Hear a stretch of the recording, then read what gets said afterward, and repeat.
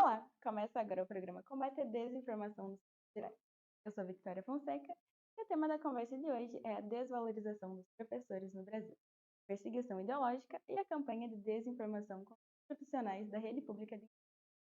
Para falar sobre o assunto, convidamos o professor Tércio Alves do Nascimento, que é diretor da APP Sindicato na região dos Campos Gerais.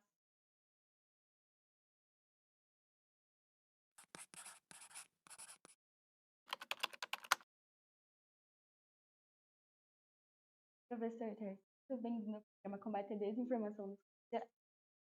Nós, enquanto representante da PP Sindicato, que agradecemos, né? Sabemos da importância dessa matéria que vocês estão desenvolvendo, até porque nós estamos necessitando demais, né, de matérias como essa para poder levar informação correta e séria à nossa sociedade. Historicamente, os governos ditatoriais são marcados por perseguição à educação com o objetivo de diminuir a capacidade crítica da sociedade. Nos últimos 10 anos aqui no Brasil, a gente viu ataques sistemáticos à educação em diferentes frentes: precarização do trabalho, arroxo salarial, leis que diminuem o direito à educação, entre outros. Como o senhor avalia esse cenário no nosso país? Você pontua de maneira extremamente positiva quando você fala nesse último período de 10 anos, porque nós, enquanto funcionários públicos, principalmente dentro da rede educacional, temos percebido, né, esses ataques, principalmente de 2015 para cá. São vários, né? A gente tivemos o 29 de abril, mas nós entendemos que, mesmo o Plano Nacional de Educação que nós tivemos, né, em 2014, ele não foi colocado em prática. A gente tem tido nesse período, né, um desmonte da educação pública como um todo, desde a questão da valorização profissional, como também a falta de investimento. Foram reduzidos vários investimentos dentro do setor educacional no nosso país. E aí se estende a todas as esferas, rede municipal, estadual e principalmente, no caso, né, a questão também do governo federal, que tem deixado a desejar nesse último período. Trazendo um pouquinho para a questão dos projetos que nós falamos, que existe um projeto, né, totalmente diferente daquilo que nós gostaríamos que tivesse, o profissional de educação tem sido deixado de lado nesse último período, assim como os nossos próprios cursos, né, de licenciatura, ou mesmo os cursos da educação pública, que nós temos de uma maneira geral. A gente tem tido muita dificuldade, né, em levar essa garantia de uma escola pública de qualidade, né, para todos os nossos estudantes, e principalmente para a nossa sociedade. E esses ataques não pararam, eles aconteceram de várias maneiras. Nós não tivemos mais concursos públicos durante todo esse período. O último concurso público no estado do Paraná que tivemos foi em 2013. Então é importante a gente frisar isso aí. Além dessa questão, né, nós tivemos aí algumas disciplinas, por exemplo, da área de humanas, que praticamente deixaram de existir ou tiveram a sua carga horária reduzida. Então são ataques, sem falar na questão salarial. Nós tivemos um 29 de abril, que pega também, esse 29 de abril de 2015, que pega toda essa caminhada histórica que vocês estão apontando, para a gente perceber que caminhamos, né, de uma maneira muito perigosa para um outro modelo de ensino, e que não é a valorização da escola pública, não é a valorização do profissional da escola pública, é um outro ensino voltado para um projeto de privatização, onde grandes empresas, né, alguns institutos, poderão, na verdade, né, levar recursos públicos para aquilo que nós entendemos e chamamos de iniciativa privada. O arroz salarial dos professores e profissionais de educação se tornou uma prática comum no Brasil inteiro, principalmente depois de 2016. Normalmente, isso vem acompanhado de intensas campanhas de desinformação que buscam confundir a população em torno da situação salarial. O senhor, enquanto dirigente sindical, também percebe esse problema? Como podemos agir para evitar que isso se perpetue? Nós temos feito isso nesse último período, principalmente, né, uma luta e uma resistência enorme. O governo do Paraná, ele deixa claro, na verdade, que o projeto educacional para ele é outro. Nós tivemos aí, nesse período todo, né, lutas incansáveis, né, no sentido de buscar, pelo menos, a valorização salarial. Mas nós não temos valorização salarial, nós não temos valorização profissional. Nós tivemos, durante todo esse período, principalmente na rede pública estadual do Paraná, alguns ajustes feitos pelo governo, que nos deixa até com vergonha. Por exemplo, funcionários de escola da rede educacional Eles acabaram perdendo a sua carreira, que era o agente educacional 1 e o agente educacional 2, nós não temos mais, né? E contratado através de empresas terceirizadas, que não sabemos de fato quem são os proprietários dessas empresas, mas que têm precarizado o serviço público de uma maneira geral. Nesse decorrer também nós tivemos, né, muita dificuldade na relação à questão salarial. Eu estava pontuando para vocês porque o último reajuste que os professores do Estado teve, de fato, foi em janeiro de 2016, quando os professores, né, e funcionários tiveram 10,67 pontos percentuais de reajuste. Janeiro de 2016. E nós só fomos ter, na verdade, né, uma reparação, né, de parte desse prejuízo agora em 2023. Então, o governo do Estado do Paraná, ele vai à mídia para levar à sociedade paranaense uma informação que não é verdadeira. Inclusive, os ataques acontecem de maneira mentirosa quando nós percebemos que o governador vai para a mídia apenas nos momentos que traz a ele algum mérito. Ele foi, por exemplo, no final de 2021, um ano antes do ano eleitoral, para dizer que os professores do Estado do Paraná estariam recebendo o maior reajuste, né, do país.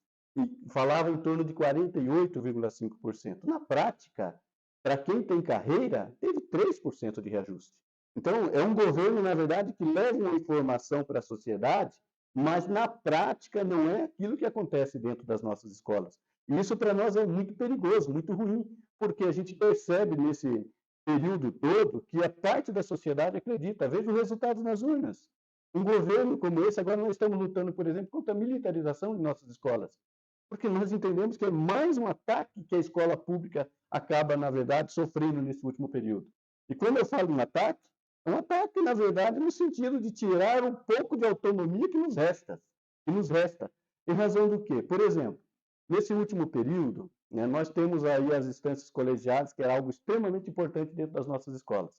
Um conselho escolar, apesar do diretor ser o presidente, poderia, na verdade, qualquer membro desse conselho convocar, né, uma assembleia para poder debater e discutir temas relacionados àquela comunidade escolar. A própria PMF, né, que é uma associação entre pais e mestres que acontecia dentro das escolas, que tinha um membro da comunidade para poder responder por essa pasta, hoje é o diretor. E com a militarização das escolas, nem mesmo o diretor da comunidade escolar poderá estar escolhendo. Ou seja, quem irá, na verdade, escolher esse diretor ou essa diretora é o núcleo de educação através, né, do governo do Estado. E nós entendemos que isso é uma forma do governo também ter cabo eleitoral, né, dentro das escolas, para que nos períodos de campanha ele possa fazer isso. Agora, nesse mês de novembro, nós tivemos aí um edital para a militarização de 127 escolas. E fomos para a linha de frente para fazer a resistência enquanto entidade sindical, que é a PP. E conseguimos, pelo menos em 44 delas, na verdade, não deixar que isso acontecesse. Não satisfeito com o resultado, o governo cria, né, tem um plano B de buscar privatizar mais um número de escolas. Agora, no mês de dezembro, ainda com consulta à comunidade nos dias 14 e 15 de dezembro agora. Tudo isso, para nós, é forma que o governo tem de poder, de certa maneira, né, intimidar quem está dentro da escola, diminuir a possibilidade de professores concursados, assim como também, né, um outro ataque que houve no ano passado, nós lutávamos contra a privatização da escola pública, né, das escolas estaduais. Nós tivemos 27 colégios que foram colocados à consulta da comunidade para ter uma parceria que eles chamavam de público-privado, que a PP chamou de privatização, porque quem iria contratar os professores seria essa empresa que estaria administrando a escola. O diretor que estava dentro daquela escola passaria a ser responsável meramente pela parte pedagógica. A parte financeira, mesmo merenda escolar, quem administraria essa empresa. Então, para nós, tudo isso é ruim. Não deu certo. O governo teve uma grande derrota por causa da atuação do sindicato, mas nós continuamos resistentes, né, e fazendo a nossa luta. E não temos vergonha de dizer que talvez hoje no Paraná somos talvez a única força de oposição que esse governo tenha no sentido de organização sindical, para poder fazer com que as coisas possam acontecer. Então, eles sabem, na verdade, né, da nossa luta, da nossa força e da nossa capacidade de intervenção diante de todo esse desmonte, vamos dizer assim, da educação pública como um todo aqui no Paraná. Nos últimos anos, vivenciamos um período muito duro de ataques e desrespeito às representações sindicais no Brasil. Como diretor da APP Sindicato, como o senhor avalia as investidas de governantes em diferentes esferas, municipais, estaduais ou federal, contra o sindicalismo? Em relação à questão sindical, a gente sabe que tudo isso faz parte do projeto, né, de governo que nós tínhamos e temos no nosso país. Com a reforma trabalhista, então boa parte da organização sindical no nosso país, ela já tem, de certa forma, um ataque brutal.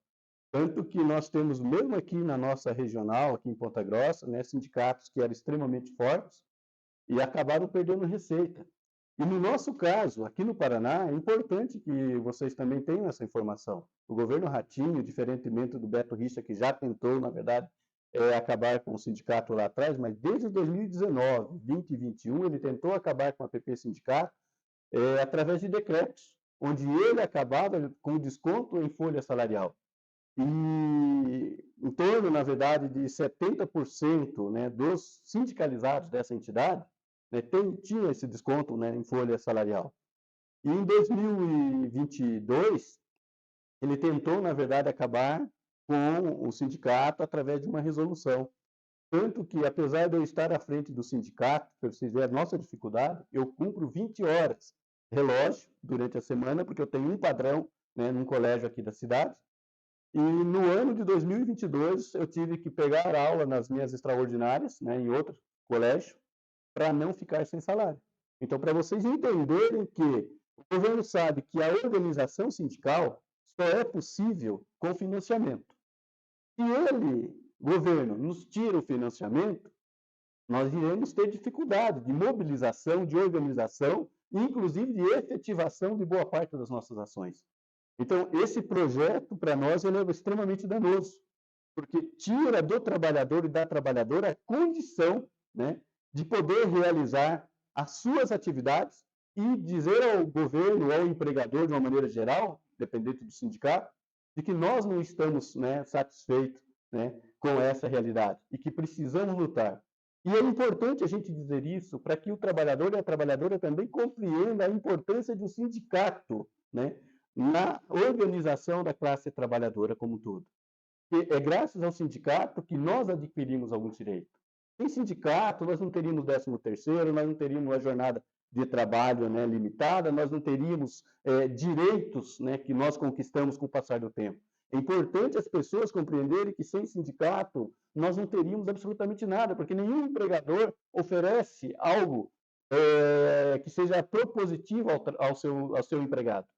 Ao contrário, ele sempre tende a sugar. E nós entendemos, dentro do sistema capitalista, para que alguns, né, uma grande minoria possa ganhar, né, a grande maioria tem que perder, que é a classe trabalhadora. Então, a gente também percebe que os ataques no nosso país ao sindicato, ele é direcionado por uma elite que faz de conta que produz, mas essa produção está na mão da classe trabalhadora, que infelizmente, às vezes, não consegue perceber a importância de estarmos organizados para poder fazer a luta juntos. Porque a gente precisa, de certa maneira, né, perceber que o país, se ele cresce, se ele tem um PIB, né, que muitas vezes ultrapassa o limite daquilo que muitas vezes esperávamos em termos de economia, graças à classe trabalhadora que tem desempenhado bem o seu papel. Infelizmente, muitas vezes sacrificando, trabalhando fora do expediente, perdendo direitos, e assim tem ocorrido nesse último período no nosso país, com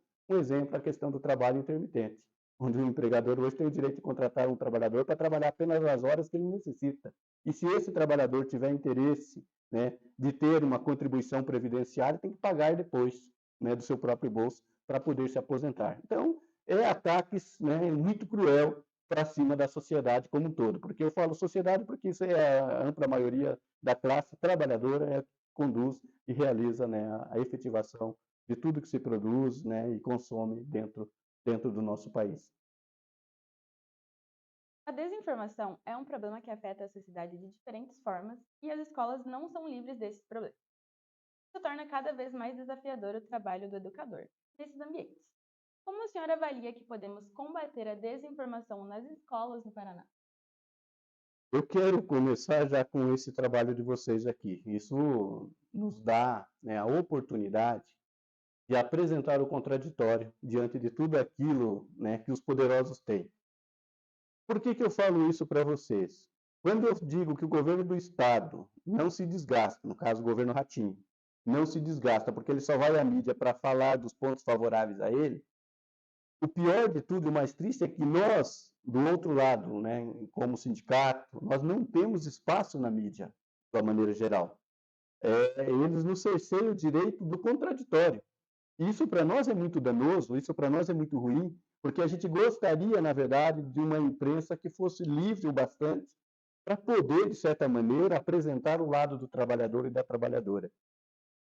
A questão da desinformação em nossas escolas, para vocês terem uma ideia, é outro foco. O professor, muitas vezes, está recebendo o roteiro de conteúdo pronto para não contextualizar com a sociedade que nós temos lá fora.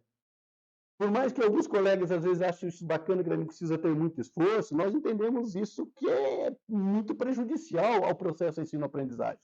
Porque é exatamente diante da oportunidade de contextualizar, de apontar o contraditório, de fazer com que os nossos alunos interajam com o assunto que está sendo debatido, a gente tem condições, muitas vezes, de apontar outros caminhos, né, que seja o caminho verdadeiro. E isso nos entristece bastante, porque a gente gostaria que a nossa imprensa, pelo menos, né, apresentasse matérias, muitas vezes, quando eu falo da imprensa, a imprensa controlada pelo governo, controlada pela elite, que é o que nós temos em Ponta Grossa, pudesse nos dar a condição de fazer, né, uma matéria séria sobre determinado assunto. Ainda dentro desse mesmo aspecto, eu quero também apontar o seguinte: a educação pública como um todo, hoje, nós temos assim muita dificuldade em apresentar qualquer tipo de posicionamento contrário ao governo do Estado. E a nossa sociedade, por outro lado, ela acredita no governo. O governo Rato, por exemplo, teve quase 70% de votos da população paranense em primeiro turno. Então, a nossa fala, enquanto classe trabalhadora, principalmente na questão educacional, que somos profissionais da educação como um todo, e aí independente, né, da rede estadual, nós temos a questão do ensino superior, ensino médio, ensino fundamental, como a rede como um todo, a gente tem essa dificuldade, né, de apresentar à sociedade que aquilo que o governo está passando não é real, não é o mundo real. A gente tem isso como um foco e a gente precisa estar fazendo isso no corpo a corpo.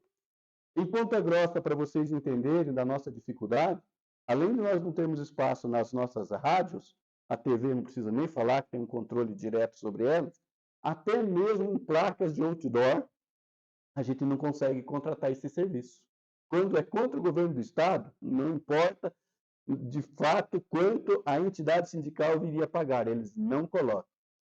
Na militarização, que é uma campanha que nós estamos fazendo agora contra a militarização das escolas estaduais aqui no Paraná, nós temos muitos municípios que carro de som, contratar um trabalhador para apresentar, na verdade, o contraditório para a comunidade.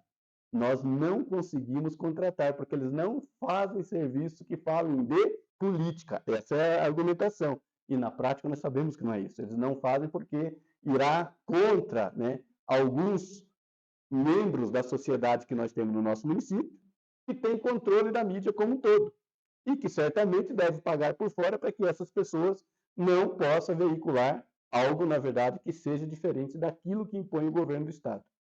E o mais triste, que nós temos aí alguns diretores, né, de algumas rádios na cidade, né, que acabam, na verdade, falando e fazendo a publicidade do governo, porque ou trabalham ou estão dentro do governo, mas, ao mesmo tempo, vendendo para a sociedade uma outra imagem, controlando os presidentes de associações de bairro, para que esses presidentes digam para a sua comunidade que vai ser bom, na verdade, a militarização, sendo que nós entendemos que isso é totalmente o contrário. Nós queremos policiais militares, seja ele aposentado ou não, nas ruas.